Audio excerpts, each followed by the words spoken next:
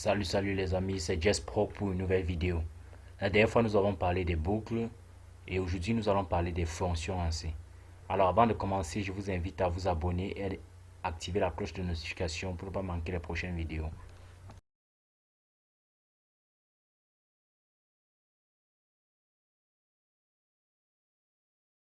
Alors, qu'est-ce qu'une fonction? Une fonction est un sous-programme permettant de réaliser des opérations répétitives. Il arrive des fois où il faut que l'on répète le même code à plusieurs endroits différents du programme. Afin d'alléger le code et de le rendre plus lisible, il est préférable d'utiliser des fonctions dans ces cas-là. Alors, ouvrons code bloc et passons à la déclaration d'une fonction. On a le type de la fonction, le nom de la fonction, les paramètres de la fonction. Ensuite, on ouvre les accolades, on ferme les accolades. À l'intérieur des accolades, on insère les instructions de la fonction. Alors, le type de la fonction, de même que les variables ont un type de variable, le type de la fonction, en fait, c'est le type de la valeur que la fonction doit retourner. Soit la fonction ne retourne rien, on aura donc void, soit la fonction retourne par exemple un entier, on aura int. Si la fonction retourne par exemple un réel, on aura par exemple double, etc. Donc, si la fonction retourne par exemple un caractère, on aura char, etc.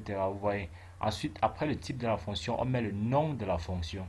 Le nom de la fonction, vous pouvez mettre ce que vous voulez, mais ça doit être collé. Ensuite, on ouvre les parenthèses pour donner les paramètres de la fonction. Comme vous pouvez le voir, dernièrement, j'avais parlé de la fonction principale qui est main. La fonction main, qui est la fonction principale. Vous pouvez constater que ça suit la même structure. Là, on a un int, main, int qui est le type de la fonction, main qui est le nom de la fonction. On ouvre, on ferme, il n'y a aucun paramètre qu'on a donné à la fonction main. Ensuite, on ouvre les accolades, on ferme les accolades. À l'intérieur, on met le return 0. Return 0 veut dire quoi? Veut dire retourne la valeur 0. Donc, qui est un type entier. C'est pour ça qu'ici, on a un int. Donc, la valeur retournée est un type entier. Là, on a int. C'est un peu de ça qu'on parle lorsqu'on parle de type de fonction.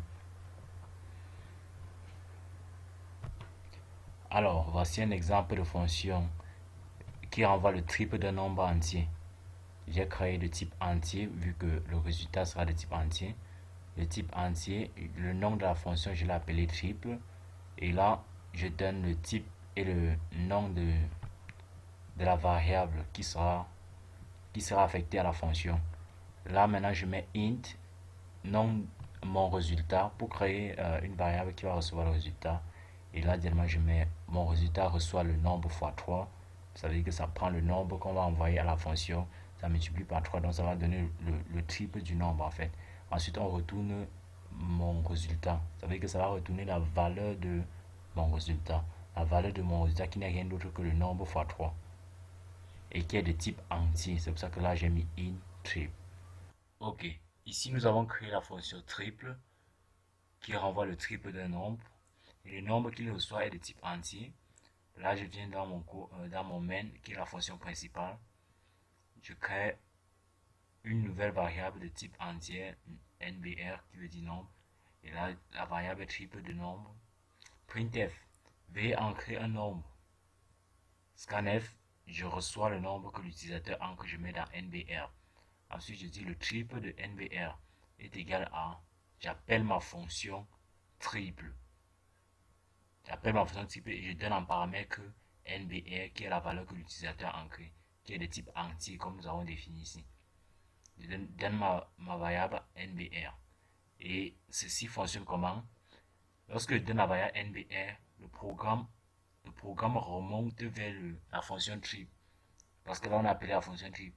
Le programme remonte vers la fonction triple, donne en paramètre la variable NBR. Et là, vous voyez bien, on entre dans le code, dans les instructions, on dit in mon résultat reçoit NBR fois 3. Et ensuite, on retourne le résultat de NBR fois 3. Le retour là vient directement et est affecté à la variable triple de NBR. C'est pour ça que je peux me permettre à la fin de dire printf, le triple du nombre entré est pourcentage D, triple de NBR. Nous pouvons exécuter le code et nous allons voir ce que ça donne. Vous voyez bien, veuillez ancrer un nombre. Veuillez ancrer un nombre, j'ancre par exemple 2. Vous voyez directement le triple du nombre entré est 6. On peut encore tester avec un autre nombre, vous allez voir ça fonctionne très bien.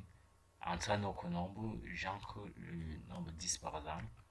Et là, vous voyez bien le triple du nombre entré vaut 30. Ok, notez aussi que nous pouvons directement ici, nous n'avons pas toujours besoin de créer cette variable. Nous pouvons directement faire un truc comme ceci. Return number fois 3. C'est-à-dire qu'on retourne la valeur du nombre fois 3. Vous allez voir, ça fonctionne de la même manière. Là, si j'encre 10, et hop, le triple du nombre entré vaut 30. Alors, on retourne le nombre fois 3. Exactement. Vous pouvez aussi noter qu'ici, là, on n'avait pas toujours besoin de la nouvelle variable ici. On pouvait faire comme ceci. Il y a plusieurs méthodes de programmer. Vous pouviez faire comme ceci. Là, j'annule ceci.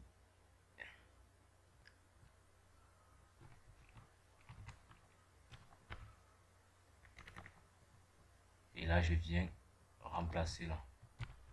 Triple nombre. Et si j'exécute, vous voyez que le code est plus lisible.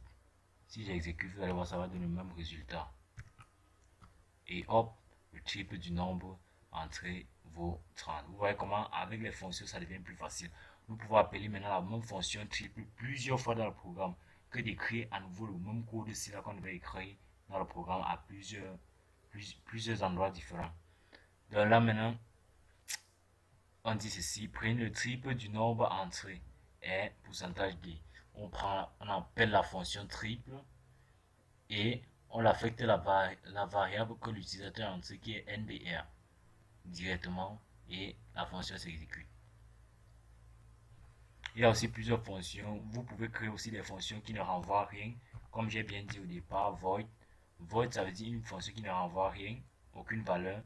Donc, par exemple, on peut faire un truc du genre un printf. On peut faire là un printf comme ceci. Et ici, je viens juste appeler ma variable. Bon, j'appelle ça salut. Ma fonction salut. Là, je viens juste appeler ma fonction salut, vu qu'elle ne renvoie rien. Vous voyez bien, salut. J'ouvre les parenthèses vu que c'est une fonction, mais elle ne prend aucune valeur parce qu'elle ne travaille avec aucune valeur. Donc, salut. Et là, j'appelle juste ma fonction salut et vous verrez bien le résultat. C'est très simple. Exécutons. Et vous voyez bien, veuillez ancrer un nombre qui est le printf. Et ici, je l'ai juste appelé salut. Et ça facilite la tâche parce que on peut appeler la même fonction plusieurs fois dans le programme, n'importe où. Je peux encore l'appeler là. Et lorsqu'on exécute, on voit bien, ça affiche plusieurs fois. Et je n'ai plus besoin d'écrire encore le printf, j'écris juste ma fonction salut. Donc c'est un peu à ça que servent les fonctions. C'est tout pour cette vidéo sur les fonctions et je vous dis à bientôt pour une nouvelle vidéo. Et cette fois-ci, nous avons fini avec les bases en programmation C. Nous allons faire un exercice, un TP.